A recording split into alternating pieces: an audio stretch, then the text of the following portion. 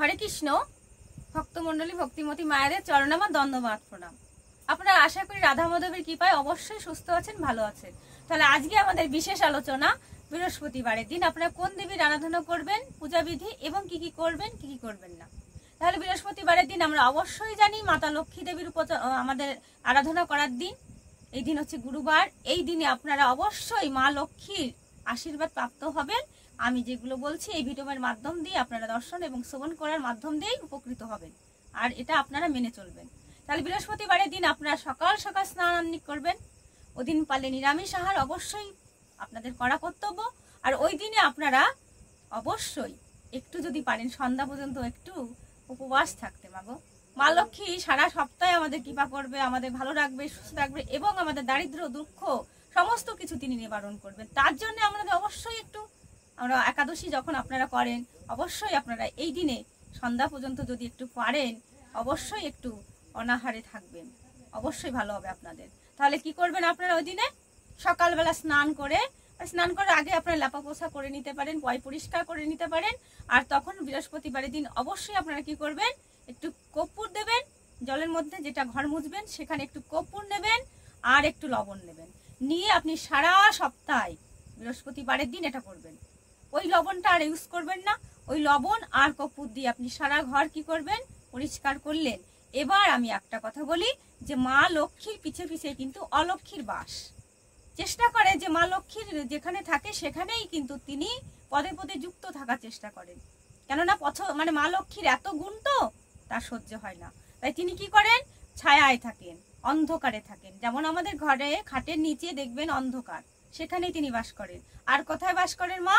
প্রদীপের নিচে যে অন্ধকার জায়গাটা সেখানেই অলক্ষ্মী বাস করেন।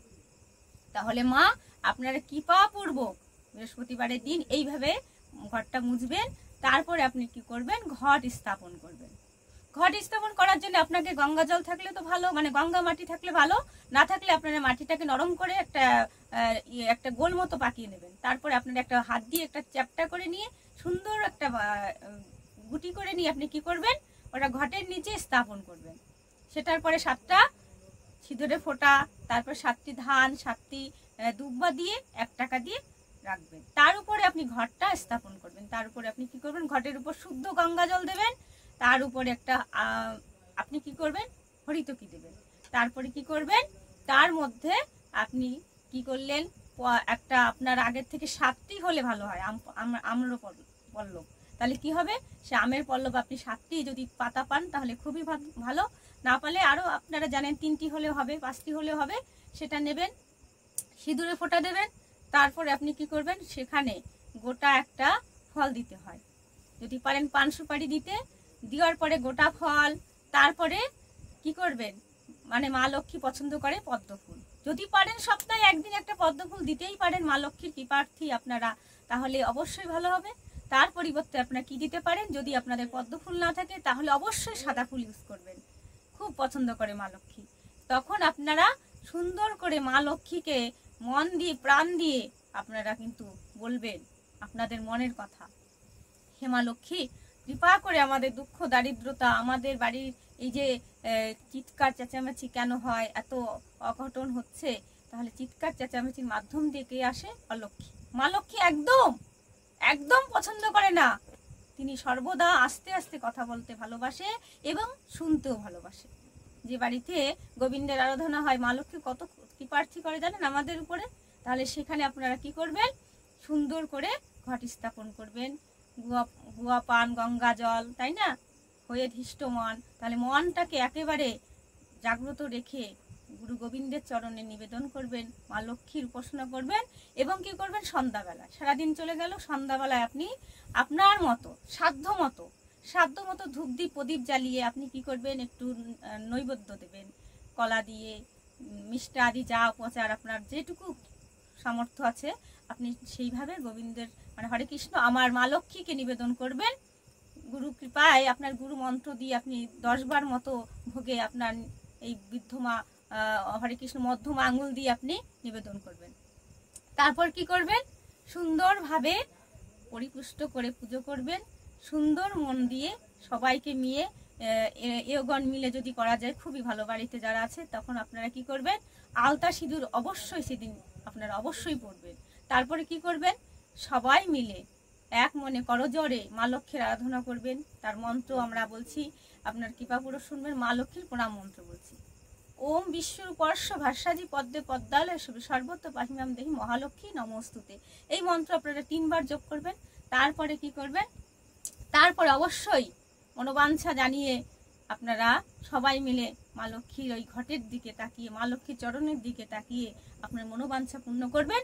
এবং তার মধ্যে একজন আপনারা কি করবেন, পাঁচালি করবেন। প্রতি বৃহস্পতিবারের দিন আপনার সন্ধ্যাবেলায় সবাই এক জায়গা হয়ে বাড়ির সবাই মিলে আপনারা পাঁচালি নিবেদন করবেন। মা লক্ষ্মীর কৃপায় আপনারা মা লক্ষ্মীকে উৎসর্গ করবেন যে পাঁচালিতে যে নিয়ম বিধি আছে সেইভাবে চলার মতো। তাহলে মা লক্ষ্মী আপনাদের অশেষ কৃপা করবে, ভালো রাখবে, সুস্থ রাখবে। আর আপনারা দিনে দিনে দেখবেন, আরেক দিন ধূপ দিতে ভুলবেন না, ধূপ দীপ দিতে একদম ভুলবেন না। সারাদিনে আমরা কত অসময় আমাদের চলে যায়, তাই না? কিন্তু সময়টা একদিনই পাই, বৃহস্পতিবার মা লক্ষ্মীর পুজো করতে আমরা। আর ওই দিনে আপনারা এইভাবে উপাসনা করবেন। আর এখন আমি বলবো আপনারা কি কি করবেন না, দয়া করে এগুলো একদম করবেন না। তাহলে সেগুলো কি, ওই দিনে আপনারা একদম একটা সপ্তাহে একদিন মানুষকে ভিক্ষা না দিলে কিচ্ছু হয় না। একদিন আপনারা বলবেন আমরা এই দিনে আমরা আপনাদের কাছে ক্ষমা চাইছি, ক্ষমা করে দেবেন যে আজকে আমরা দিতে পারবো না। এটা হাত জোর করে বলবেন, মিষ্টি ভাষায় বলবেন, দয়া করে 1 গ্লাস জল দিতে পারেন, কিন্তু ভিক্ষা আপনারা একদম দেবেন না। এই দিনে কিন্তু ভিক্ষা দেওয়া নিষিদ্ধ। তাহলে আরো কি করবেন না, এই দিনে পাশের কোনো মহিলা যদি আপনার কাছে আসে, খুবই আপনার অন্তরঙ্গ, কিন্তু তথাপিও দেবেন না। সেদিন কি দেবেন না, একদম লবণ দেবেন না। একটু লবণ জানুন তাদের, আপনারা যতই না থাক তাদের বাড়িতে, কিন্তু কিনে আনতে বলবেন, আপনি দয়া করে দেবেন না। হলুদও দেবেন না, মানে আমাদের রান্নাঘরে যে রন্ধন দ্রব্য আছে কদাচিৎ কাউকে দেবেন না। কেননা মা লক্ষ্মী সর্বদাই শস্য দানার মধ্যে বিরাজ করেন, তাই না? তাই আপনি কখনো দেবেন না, অন্তত এইগুলো মেনে চলবেন। আর ওই দিনে কিন্তু কাউকে চালও আপনি দান করবেন না, মানে কেমন ভাবে, ধার হিসাবে, যে আমাদের বাড়িতে আজকে অনেক হয়েছে, আপনি কিছু, অনেকে চায় না যে আমাদের আজকে দিন চালিয়ে দেন, কিচ্ছু দেবেন না। মনে রাখতে হবে আজকে আমার বাধা আছে মা লক্ষ্মীর কাছে, হ্যাঁ, এর জন্য আমরা দিতে পারবো না। তাহলে এগুলো করবেন না। আর ওই দিনে আপনারা একদম বাড়িতে, আমরা ঝগড়া ছাড়া আমাদের কিছু দিন যায় না, তাই না? সবাই মিলে চেষ্টা করবেন যে বৃহস্পতিবারের দিন মা লক্ষ্মী কি করে জানেন তো, মা লক্ষ্মী একমাত্র ওই দিনে তার ওই কার্য থেকে, সংসার থেকে, মা লক্ষ্মীরও তো সংসার আছে, একদিনের জন্য তিনি বাড়ির থেকে বেরিয়ে আসেন আমাদের ভক্তদের জন্য, ভক্তের বাড়িতে আসে। তাহলে ভক্তের বাড়িতে এসে যদি মা লক্ষ্মী চেঁচামেচি পছন্দ করে না, আপনারা একদম ওগুলো করবেন না। এমনি সন্ধ্যাবেলা 3 বার শঙ্খ বাজাতে পারেন, 3 বার উলুধ্বনি দেবেন, তার বেশি একদম দেবেন না। বেশি বেশি জোরে জোরে উলুধ্বনি দেওয়ার দরকার নেই। মা লক্ষ্মী মিষ্টি ভাবে তাকে আহ্বান করতে হয়, তাকে আমরা আলপনা দিতে পারি, যে রাস্তাটা পরিষ্কার করে রাখতে হবে, যে মা লক্ষ্মী আসবে, তাই না? তার জন্য আমরা সুন্দর করে পথ সাজাতে পারি। তারপরে আমরা সবাই মিলে আনন্দ ভরে ওই পাঁচালি করতে পারি। তাই মাগো, তাই আমরা আরো মা লক্ষ্মীর কৃপায় আরো আমরা নেক্সট ভিডিওতে আরো বলার চেষ্টা করব। তাই আপনারা কৃপাপূর্বক এই ভিডিওতে দর্শন এবং শ্রবণ করবেন। আর মা লক্ষ্মীর কৃপায় আপনারা ধন সম্পদে আপনাদের ভরে উঠুক, আপনারা ভালো থাকুন, সুস্থ থাকুন। এবং অবশ্যই অবশ্যই এই বৃহস্পতিবারের দিন আপনারা এগুলো মেনে চলুন আর অপরকে উৎসাহিত করবেন। আর দিনে দিনে আপনারা ভালো থাকুন, সুস্থ থাকুন। আর এই ভিডিওটি যদি আপনাদের ভালো লেগে থাকে তাহলে লাইক, কমেন্ট, শেয়ার, সাবস্ক্রাইব এবং পাশে থাকা বেল আইকনটি ক্লিক করবেন। রাধে রাধে।